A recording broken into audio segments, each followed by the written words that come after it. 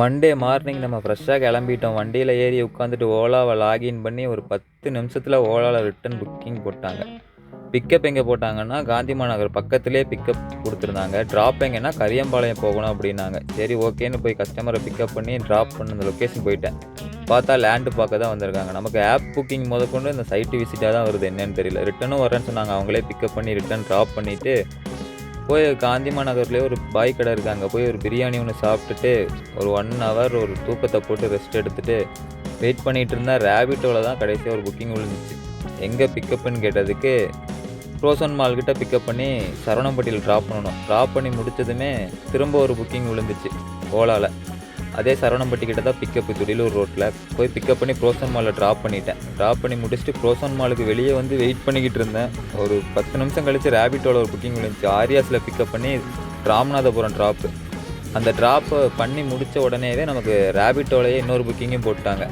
சௌரிபாளையத்தில் pickup பண்ணி Kuniyamuthur drop பண்ணணும்னு சொன்னாங்க. அந்த ட்ராப்பை முடிச்சுட்டு குனியமுத்தூரில் கஸ்டமரை ட்ராப் பண்ணிவிட்டு கொஞ்சம் தூரம் முன்னாடி போய் வெயிட் பண்ணிகிட்டு இருந்தேன்.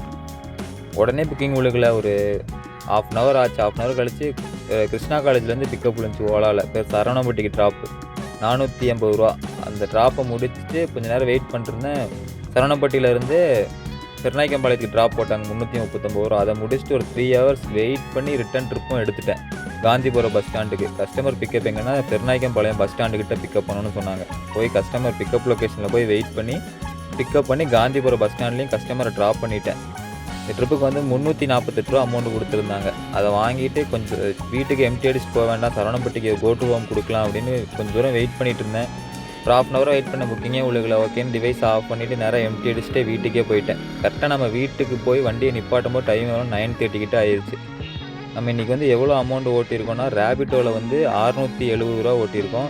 ஓலாவில் வந்து 1776 ரூபா ஓட்டியிருக்கோம். ப்ளஸ் ஒரு 600 ரூபா எக்ஸ்ட்ரா வாங்கின அமௌண்ட்டு. டோட்டலாக 3100 ரூபாய்க்கு ஓட்டிட்டோம்.